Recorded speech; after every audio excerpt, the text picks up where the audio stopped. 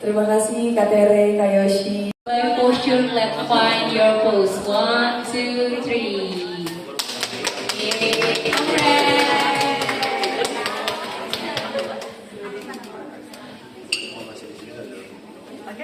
Oke Kak, mungkin hari ini acaranya seperti apa nih Kak? Bukannya? Hari ini kita lagi ada di grand opening dari Pose by Posture. Ini adalah studio milik aku dan juga teman aku.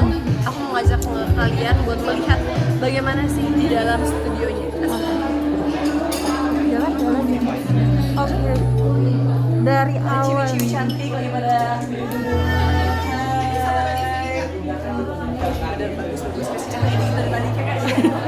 Oke Kak. Ini mereka udah habis pada kelas. Gimana guys?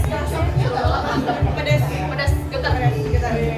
Itu yang penting. Mereka memang pecinta olahraga. Nah, oke. Jadi ini adalah ruang tunggu, makanya kita bisa pada istirahat. Sekarang kita ke ruang kelasnya. Ruang kelas. Kalau boleh tahu ini di sini ada berapa kelas Kak? Di sini ada 3 kelas. Sekarang aku mau ngajak kalian ke chair class. Tapi sebenarnya kita harus masuk supaya tidak terlalu. Siap Kak, langsung masuk dalam Kak. Ini adalah chair class dan ini adalah pilates tapi menggunakan chair. Lurus. Oke. Jaga gimana lurusnya? Ini yang kita sebut sebagai chair class karena alatnya kayak kursi. Kita lanjut ya. Lanjut Kak. Kak, ini kan chair class ya Kak ya. Itu mungkin pertama kali di Indonesia atau sebelumnya sempat ada nggak sih Kak? Beberapa ada, tapi tidak semuanya punya grup kelas. Dan di Pose by Posture kita punya grup kelas untuk chair plus mat class. Lalu di sebelah sini, ini ada shoe cabinet. Jadi di sini tuh kita nggak boleh pakai sepatu karena kan di tempat olahraga biar bisa sama alat-alatnya juga bisa lebih menyatu gitu, jejekan kakinya. Jadi kita taruh sepatu semua di sini. After that, di sini kita ada grup kelas yang lain namanya reformer class. Jadi ini juga sama pilates juga tapi menggunakan alat reformer, alatnya seperti bed. Tapi kalau mau masuk harus matiin sedikit lampunya ya, karena ini suasananya zen. Oke, siap Kak.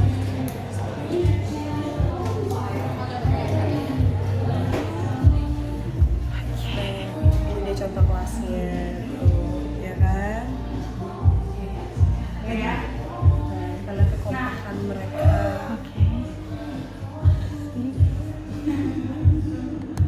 Giliran aku datang berhenti gerakannya gimana, Tere?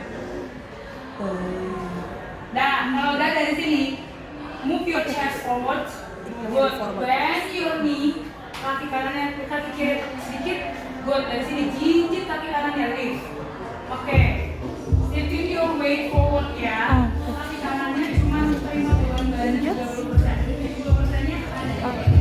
Kamu Sekarang di sebelah sini kita ada store. Jadi di sini ada store gitu. Kalau orang-orang lagi nunggu, pengen belanja, pengen cuci mata, apalagi cewek kadang-kadang kan mereka bisa belanja barang-barang kebutuhan untuk berolahraga. Terus di sebelah sini kita ada private class. Jadi private class ini kan kadang-kadang nggak semua orang suka berlatih di grup yang rame-rame. Jadi kalau mereka pengen lebih intimate, cuma berdua sama instrukturnya di private class. untuk private class ini mungkin bisa menampung berapa member nih Kak? Ini maksimal duet, maksimal berdua. Jadi di sini memang alatnya juga sedikit lebih banyak. Kita ada ini reformer yang tadi kita lihat. Terus ada Cadillac, ini namanya Cadillac. Kalau kita sering lihat Jennie Blackpink gelantungan. Sama ini leather barrel. Di barrel. Nah, habis itu Lanjut Kak. kita juga punya, halo Bu, kita punya shower. Jadi buat orang-orang yang misalnya pulang kantor atau sebelum kantor mereka bisa mandi dulu, bisa mandi, bisa beres-beres. Karena memang pose by posture ini kan ada di wilayah perkantoran, di wilayah pada tower 2 yang dimana kadang-kadang kan mungkin orang ada yang kayak pengennya abis kerja baru olahraga, ada yang pengennya sebelum kerja deh biar semangat sekaligus mandi, jadi bisa. Jadi ada shower juga, ada amenities juga yang kita siapin, ada hair dryer, jadi lengkap. Keluar dari pose bisa langsung find your pose. Oke Kak, kenapa sih memilihnya di wilayah strategi seperti ini Kak, apalagi di gedung Mayapada juga ya Kak? Oke, karena emang tutup aja nggak biar yang berisik. Oke, bentar ya Kak ya. Sip. Oke Kak, kenapa sih Kak memilih di wilayah yang cukup strategis nih di tengah kota Kak? Oke, kenapa kita memilih wilayah ini? Karena kita lagi bikin pose by posture ya, karena kita bikin pose by posture ini memang untuk orang-orang yang punya mobilitasnya juga tinggi, orang-orang yang di wilayah perkantoran, di wilayah Sudirman, yang mereka tuh aduh udah capek banget deh sama macetnya ibu kota gitu. Jadi kita sengaja cari daerah yang bisa masuk semua kalangan. Kan di PIK kita udah ada, PIK kan lebih ke keluarga, ibu muda, nganter anak sekolah santai-santai. Nah sekarang kita masuk ke wilayah yang lebih hektik. Jadi mereka yang pengen mengisi waktunya dengan hal yang lebih positif bisa di sini. Oke. Untuk pemilihan tempatnya sendiri butuh planning cukup lama nggak sih ini Kak? Lumayan. Kita pokoknya dari awal pemilihan tempat sampai desain sampai akhirnya bisa buka tuh hampir 6-7 bulan. Oke. Kak mungkin apa saja sih Kak yang terbaru di yang nggak ada di cabang Kakak yang lama? Kalau di sini kita punya banyak banget kelas yang seru-seru. Terus juga kita tuh ada complimentary after class, you can get cold towel. Jadi kamu akan dapat kayak handuk dingin untuk bikin kamu lebih fresh, yang udah dikasih essential oils yang juga wanginya best. Terus di sini memang kita menciptakan suasananya tuh lebih zen, lebih fokus, lebih calm, tapi tetap intens. Jadi makanya vibes-nya berbeda. Jadi memang setiap studio yang kita bikin semua vibes-nya beda-beda kita bikin. Antusiasme hari ini nih Kak, para pengunjung Pilates gimana nih Kak, melihat ya cukup ramai juga ya kayak di hari pertama? Karena ini kita lagi grand opening. Karena grand opening jadi banyak banget invitation, banyak banget teman-teman dan juga keluarga yang pada datang untuk mensupport. Jadi ya pasti paling ramai ya. Cuma pastinya kalau gedung perkantoran ini mereka akan lebih ramai lagi nanti di Senin sampai Jumat di weekday. Itu biasanya kita waktu kita belum grand opening aja kelas sore itu pasti dari jam 5, 6, 7 udah full. Jadi ternyata banyak orang yang mau menghindari kemacetan dengan berolahraga ternyata gitu. Oke, untuk bukanya sendiri Kak dari hari apa sampai hari apa dan jamnya Kak? Kita buka dari Senin sampai Minggu dari jam 6:30 pagi sampai jam 9 malam kalau di Senin sampai Jumat. Kalau di Sabtu Minggu kita cuma buka dari jam 9 pagi sampai jam 4 sore. Oke Kak, ini termasuk salah satu pencapaian terbesar kamu Kak sih, apalagi dirimu kan saat ini sedang menerapkan pola hidup sehat juga ya Kak ya? Pastinya ya, karena kan memang nggak mudah untuk membuat suatu usaha, tapi aku bersyukur karena usaha yang aku lakukan sekarang ini adalah usaha yang sesuai dengan passion aku, yang kebetulan aku juga bener-bener suka pilates, bener-bener suka olahraga, dan aku berharap bisnis ini bisa menginspirasi banyak orang untuk hidup lebih sehat, untuk mulai yuk gerak badannya, jangan cuma diem aja, dan lebih semangat untuk punya pola hidup yang lebih sehat, karena ini untuk diri kita sendiri, bukan buat diri orang lain. Tapi dirimu kenapa memilih untuk berinvest bisnis di di kesehatan ini Kak? Apalagi kan sekarang kan banyak ya untuk public figure yang lebih ke kosmetik ataupun ke makanan kuliner. Kosmetik kan udah pernah, terus makanan udah pernah, tapi ternyata ya makanan mungkin bisa dibilang F&B bukan yang bener-bener main core aku banget lah, karena aku bukan orang yang super suka banget makan dan mukbang misalnya, atau yang kayak foodie banget. Jadi mungkin yang terkadang menurut aku terbaik belum tentu bagi orang yang oke gitu. Jadi ya memang masih belajar kalau yang ini. Kalau ini kan memang sesuatu yang berhubungan dengan lifestyle dan kesehatan yang emang aku pun juga melakukan, aku pun juga sudah merasakan benefitnya. Cuma tinggal gimana caranya influence dan mengajarkan kali ya, memberitahukan teman-teman semuanya kayak oh ini bagus loh buat kita gitu. Role model kamu nih di dunia bisnis siapa sih Kak kalau boleh tahu? Siapa ya? Yang bisa membuatmu terinspirasi hingga sekarang nih Kak? Kalau di bisnis sih nggak ada ya, karena emang aku learning by doing. Jadi setiap kali ketemu orang baru, ketemu yang lebih senior, ketemu yang berpengalaman, aku ambil ilmunya untuk banyak belajar dari mereka. Tapi ini menjadi salah satu investasi kamu ke depannya nggak sih Kak? Apalagi kan di dunia entertain tidak mudah ya, ada up and down-nya juga. Bisnis itu adalah investasi kalau bisnisnya berjalan lancar. Kalau enggak ya sama aja bohong sebenarnya. Mungkin aku anggap ini sebagai ajang belajar untuk lebih baik, belajar untuk bidang baru, mempelajari, mengulik dan terjun langsung.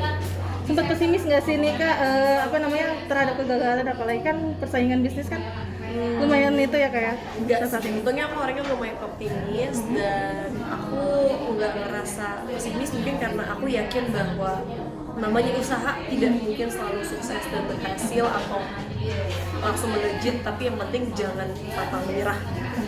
Kak ini kan bisa dibilang dirimu sukses di usia muda nih untuk berkarir dan berbisnis. Gimana nih reaksi dari keluarga ya bisa dibilang Kak? Dari keluarga besar.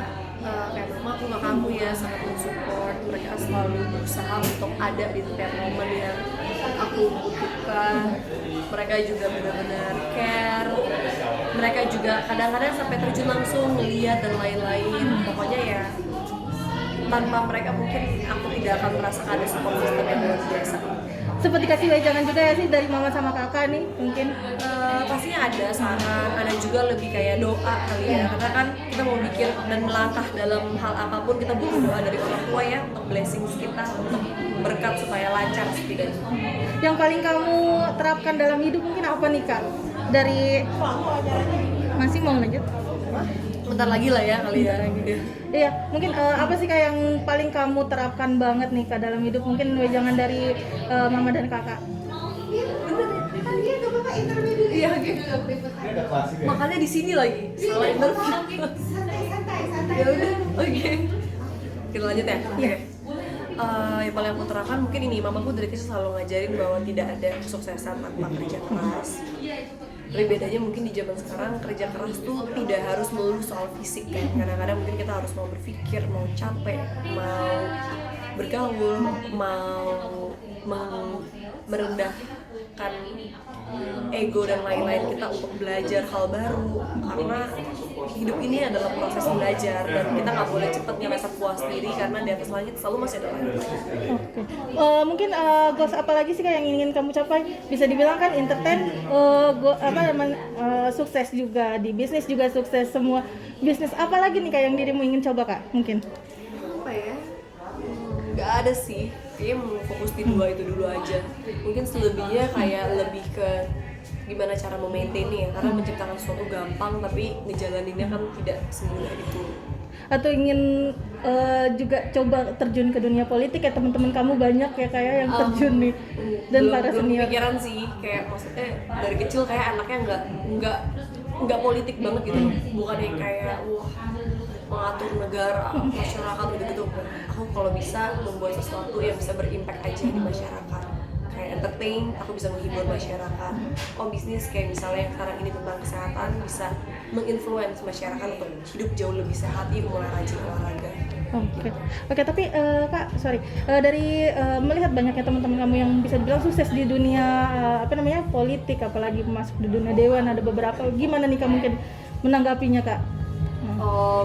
Ya turut senang ya, karena kan aku yakin setiap orang tuh punya jalan hidup mereka masing-masing, punya karir mereka yang masing-masing lah, pencapaian masing-masing.